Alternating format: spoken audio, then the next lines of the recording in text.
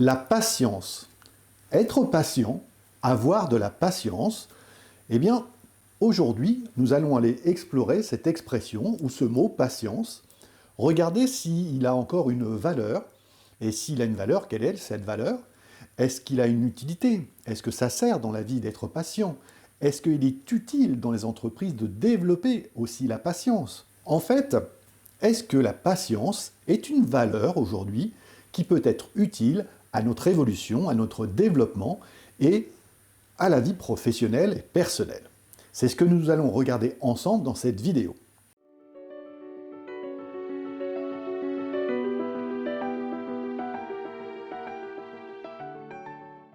Être patient. Moi, je suis quelqu'un de patient. Eh bien, c'est quelque chose qu'on entend de temps en temps. Et si on regarde de plus près ce mot patience, eh bien, comme je vous l'ai dit dans la précédente vidéo qui parlait de la confiance, je vais faire un lien entre la confiance, la patience et la prochaine vidéo sur la congruence. Si on parle de la patience, eh bien, on est obligé de regarder, eh bien, qu'est-ce que c'est la patience aujourd'hui? Quelle est sa valeur par rapport à il y a quelques générations, quelques années, quelques dizaines d'années? Aujourd'hui, nous sommes dans une société qui se rapproche plus de l'impatience que de la patience. Alors, il y a des études qui ont été faites sur le sujet. Ce que je vais vous dire là, ce n'est pas un point de vue ou juste quelque chose au feeling comme ça. Vous retrouverez ce que je vais vous dire là, ce qui va suivre très facilement. Eh bien, quand on regarde, tout va dépendre aussi de l'âge que l'on a. Puisque quand on parle de patience, eh bien, quand on est très jeune, enfant, notre patience est très limitée, c'est-à-dire que la patience, c'est la possibilité aussi de se concentrer sur des sujets ou de chercher à transformer des sujets. Eh bien, la patience, si on la compare à la concentration, par exemple, c'est-à-dire la capacité de se concentrer, eh bien, elle dure 8 minutes. C'est-à-dire que pendant 8 minutes, chez les très jeunes enfants, c'est là où ils vont patienter pendant 8 minutes pour être attentifs à quelque chose. Quand on prend de l'âge, vers l'adolescence, ça va augmenter entre 10 et 15 minutes. C'est-à-dire pendant 10 ou 15 minutes, on va en effet avoir la patience d'attendre quelque chose ou de regarder quelque chose.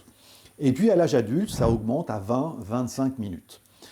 Et dans de très rares cas, des personnes qui travaillent sur cette patience, qui essayent de faire évoluer cet aspect patience, eh bien on arrive à 55 minutes. Ce qui, de premier abord, comme ça, on pourrait se dire, bah, c'est pas mal en fait, 55 minutes, c'est plutôt bien. Mais quand on regarde, c'est très peu de personnes déjà qui arrivent à être à 55 minutes, c'est plutôt 20-25 minutes, la grande majorité de la population. Et on lie cette capacité en fait à se concentrer à de la patience, parce qu'en fait il faut de la patience pour faire énormément de choses tous les jours. Tous les jours, on vient chercher, la vie vient chercher en nous cet aspect patience, et on voit en effet dans la société que le temps, plus les années passent, et bien plus ce temps de capacité à être patient et de se concentrer sur des choses baisse.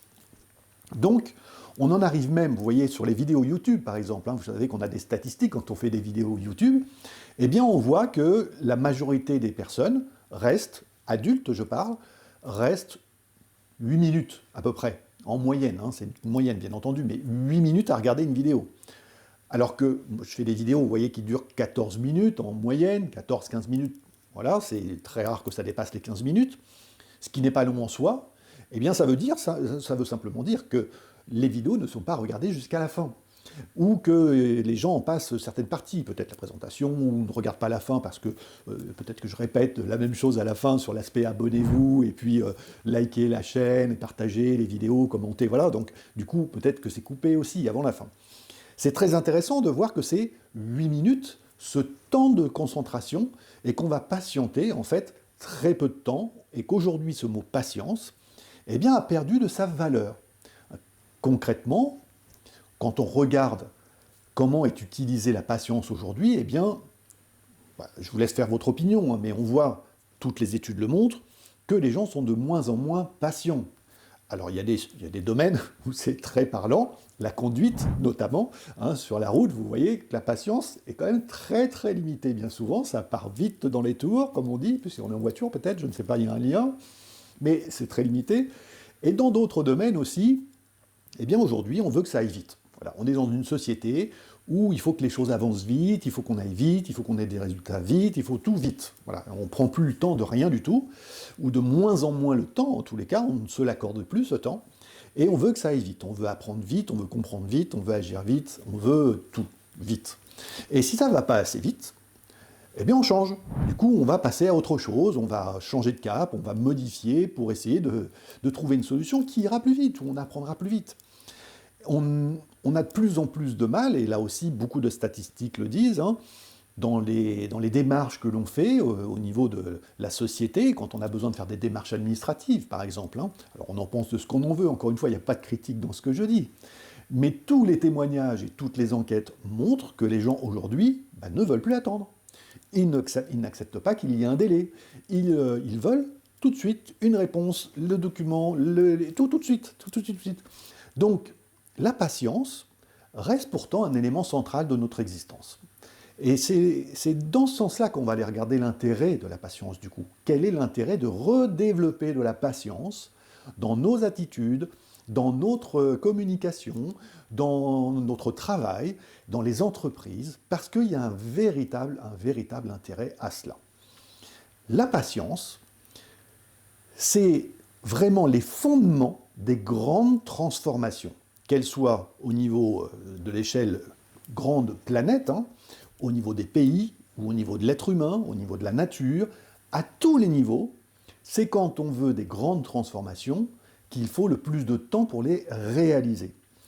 Les petites choses, on peut les faire et on peut les avoir rapidement. Par contre, les grandes réalisations, eh bien, c'est compliqué. Vous voyez, je vais vous donner quelques exemples, plus ou moins parlants peut-être, hein, mais des exemples intéressants. Si vous regardez au niveau à grande échelle, et à grande échelle, on va prendre la planète, vous voyez, notre magnifique planète Terre, regardez l'évolution de la planète entre la préhistoire et aujourd'hui, au niveau de la nature par exemple, ou des animaux. Qu'est-ce qu'on constate? Eh bien qu'il y a eu une évolution énorme entre ce qu'on voyait, ce qu'il y avait sur la planète à l'époque de la préhistoire, et ce que l'on y voit aujourd'hui. À la préhistoire, on n'allait pas faire de rando en forêt, hein. C'était pas possible. On ne faisait pas 5 minutes dehors si on ne connaissait pas l'environnement en fait. Aujourd'hui, la nature, avec les milliers d'années qui se sont écoulées, eh bien, elle s'est affinée, elle est devenue plus belle, plus subtile, plus de couleurs, les animaux plus fins, moins dangereux. Tout s'est affiné en fait. Mais ça a pris des milliers d'années pour que ça arrive. Parce qu'on parle évidemment de quelque chose à grande échelle. Si on ramène les choses à plus petite échelle, c'est-à-dire transformation, nous en tant qu'êtres humains, eh bien, c'est la même chose à l'échelle, au niveau de temporalité, à notre échelle. Si on prend à l'échelle d'une vie, eh bien, pour avoir certaines choses ou pour faire certaines choses, il faut évidemment de la patience, parce que cette patience, eh bien, elle est indispensable à la réalisation de certains sujets, ou à la transformation de certains sujets.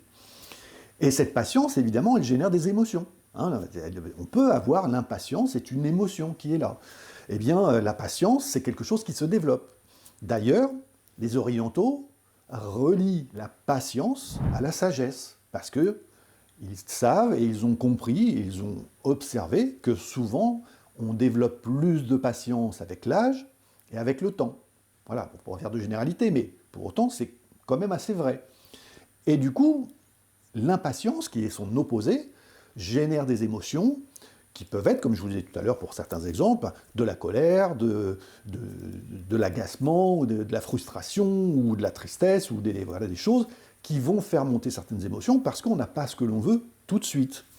Si vous voulez, au niveau, en tant qu'être humain, vous achetez une maison, eh ben vous n'allez pas le faire en ayant votre premier job d'été, par exemple. Hein, non, il va falloir un petit moment, avoir un certain travail, avoir certains revenus, pour pouvoir à un moment donné, peut-être, hein, et tout le monde ne pourra pas le faire dans sa vie, s'acheter une maison, si c'est un objectif, hein, je ne dis pas que ça l'est, mais voilà, c'est un exemple. Ou s'acheter une voiture, une moto, enfin, avoir des possessions matérielles, il va falloir un petit peu de temps, parce que les choses se réalisent comme ça. Et puis, eh bien, chez l'être humain, dans les transformations intérieures, cette fois-ci, dont je vous parle, qui sont des transformations profondes, eh bien là, il faut du temps. Il faut aussi du temps, il faut être patient, parce que ça prend du temps pour se transformer et changer les systèmes dans notre cerveau qui sont en place depuis notre naissance par rapport à notre éducation et que l'on voudrait changer. Donc là aussi, la patience est capitale pour pouvoir changer ces systèmes. Et j'entends souvent les gens me dire, par exemple, j'ai mis des nouvelles choses en place, je fais de nouvelles choses, je me comporte différemment, je pense différemment, j'essaye de manger différemment, j'essaie d'avoir changé en fait mes systèmes, mais je ne vois pas de résultat. Et donc, on a tendance à avoir de la frustration, du découragement, des émotions là, qui vont arriver à ce moment-là, où on a envie de tout lâcher, parce qu'on dit, en fait, il ne se passe rien. Eh bien, tout simplement parce que ça prend du temps, là aussi. Et je vais vous donner un exemple. Il existe un bambou en Asie, un bambou chinois. Quand vous plantez ce bambou pour qu'il pousse, et pour que cette graine commence à germer, eh bien, il va falloir patienter 5 ans. Et une fois que la tige commence à sortir, eh bien, elle va pousser de plusieurs mètres en 3 à 5 mois. Donc, ça veut dire tout simplement, c'est très parlant en réalité, c'est symbolique, c'est un peu philosophique, je vous l'accorde, mais ça veut dire que c'est en réalité les 5 années de préparation qu'elle a passées sous terre qui lui permettent de pousser aussi rapidement une fois qu'elle est sortie. Et bien souvent, c'est aussi comme ça les grandes réalisations que ça se passe. On met beaucoup de temps à préparer, mais une fois que c'est prêt, eh bien ça pousse et ça va jaillir et ça va aller vite. C'est là où les choses s'accélèrent, parce que c'est le moment et on est prêt, et donc les choses se réalisent. Ça fonctionne, les choses vont fonctionner et fonctionnent ainsi. Et dans les entreprises, eh bien, c'est intéressant aussi de regarder l'intérêt pour les entreprises de travailler sur la patience. Parce que ce que j'ai pu constater, ce qu'on constate, et peut-être que vous le constatez vous-même dans les entreprises dans lesquelles vous travaillez ou vous avez travaillé, eh bien, souvent on veut que ça aille vite. Parce que quand on embauche par exemple une personne, on veut que la personne fasse ses preuves et on veut que durant cette période d'essai qu'on a en France, eh bien, elle ait déjà des résultats de personnes qui sont là depuis 10 ans. Ou qu'elle ait déjà tout compris, l'ADN, le système de l'entreprise, et qu'elle soit déjà au top du top alors qu'elle vient d'arriver. On lui donne des objectifs et il faut absolument qu'elle les atteigne. On veut qu'elle connaisse tous les logiciels. On veut, voilà, il y a une liste longue comme le bras d'exigences. Et si cette personne n'est pas au rendez-vous, bien souvent, on décide de ne pas la garder ou on décide de la laisser partir voir une autre fonction dans une autre entreprise parce que eh bien, ça n'a pas été assez vite. En fait, elle n'a pas été au rendez-vous. Et pourtant, quand on agit comme ça, et moi qui ai travaillé très longtemps dans le recrutement, je vous assure, là c'est une opinion que j'ai pu constater, mais alors des centaines et des centaines de fois, on passe à côté de profils qui sont de véritables pépites sur le marché du travail. Parce que ce sont des gens vraiment extraordinaires, mais ce qu'on leur demande, on leur demande de le faire trop vite. On leur demande d'être au top trop vite. On ne leur laisse pas le temps de réaliser les choses, de faire les choses, de prendre possession des choses, d'acquérir, de comprendre les systèmes, les ADN, les logiciels, le mécanisme, la relation client, tout ce qu'il y a à apprendre quand on arrive dans une entreprise. Tous ces systèmes, ce sont les systèmes qui sont aujourd'hui dans la grande majorité des entreprises, sont des systèmes qui doivent aller vite, parce que derrière ce vite, eh bien, il y a rentabilité. Et donc, la rentabilité primant sur l'aspect, sur l'être humain et sur les personnes, si ça ne va pas, on se débarrasse très très rapidement des gens. Et c'est bien dommage parce qu'en réalité, vous passez vraiment à côté de gens très compétents qui vous apporteraient énormément de choses, mais que vous ne prenez pas le temps de découvrir et à qui vous ne laissez pas le temps de mettre en place, de pouvoir acquérir, vous ne leur laissez pas le temps d'acquérir en fait les systèmes de l'entreprise. Donc la patience pour les entreprises, c'est aussi quelque chose d'extraordinaire parce que c'est avec le temps aussi qu'une entreprise grandit. Et ça, je pense qu'en tant que dirigeant d'entreprise, vous le savez tous. Tous ces systèmes d'impatience qui sont en place aujourd'hui et que l'on voit dans la société sont plutôt nocifs en réalité pour notre bien-être parce que ça génère aussi énormément de frustration et de stress. C'est quelque chose qui a explosé dans notre société. Et donc, ce qui a été mis en place, c'est que si ça ne va pas assez vite, on change. Et on le voit dans plein de domaines, dans la relation à l'autre, dans les relations de couple, dans le travail, dans toutes les relations. Si ça ne va pas assez vite, si ce n'est pas comme on veut tout de suite, si ça ne se comporte pas comme on a envie, ou si on change. C'est quelque chose qui génère énormément de stress. Et c'est pour ça aussi que quand vous regardez les chiffres officiels du mal-être dans la société aujourd'hui, sans plomber le moral à tout le monde, mais regardons les choses avec honnêteté et en étant factuels. Eh bien, c'est dû aussi parce que la patience n'est plus quelque chose qui fait partie de notre société. En tous les cas, elle s'est réduite énormément pour laisser place à l'impatience et avec toutes les émotions qui sont liées à cela. Donc, eh bien, on en subit les conséquences. Et il serait réellement intéressant de comprendre qu'on peut mettre d'autres systèmes en place dans notre vie privée, mais aussi dans les entreprises, de patience pour pouvoir avoir des transformations qui soient profondes, réelles et stables. La stabilité, on en parlera dans la prochaine vidéo avec la congruence, eh bien si on veut des choses durables et stables, profondes, eh bien il faut du temps pour les mettre en place, il faut du temps pour pouvoir changer les systèmes et faire en sorte qu'ils donnent des résultats. Mais si on fait ça, eh bien les résultats sont juste extraordinaires parce qu'ils sont durables, ils sont fiables, ils donnent de très bons résultats et pour les entreprises, économiquement, ça donne aussi de très bons résultats. Il y a tout à y gagner en réalité. Tout à y gagner. Mais pour ça, il faut changer notre système. Il faut changer le système que l'on a mis en place. Eh bien, c'est pas si compliqué que ça en fait à faire. Et si vous n'avez pas envie de le faire, ou si c'est quelque chose qui vous énerve de le faire, de mettre ces systèmes, ces nouveaux systèmes en place parce que le sujet, c'est pas votre sujet, c'est ok. Mais il y a des gens qui sont très compétents pour le faire, eh bien embauchez-les ou faites-leur confiance pour qu'ils puissent les mettre en place. Donnez-leur la possibilité de le faire. Donner la possibilité de à ces changements de se mettre en place pour que les choses puissent évoluer et pour le bien-être de tous, encore une fois, au final. Pour conclure, je vais juste vous dire que l'aspect patience se développe aussi avec la confiance. Puisque si vous avez confiance, vous savez que les résultats vont arriver, mais vous ne les voyez pas tout de suite. Vous ne les voyez pas immédiatement. Eh bien, je vous donne rendez-vous dans une prochaine vidéo pour la congruence et d'ici là, je vous souhaite le meilleur. Merci à vous de liker, de partager, de vous abonner à la chaîne. Vraiment, vraiment, c'est important, ça ne vous coûte rien. Et puis, si vous partagez, eh bien d'autres personnes vont découvrir la chaîne. Et laissez-moi des commentaires, je vais y répondre avec grand plaisir. Voilà, je vous dis à bientôt, prenez soin de vous.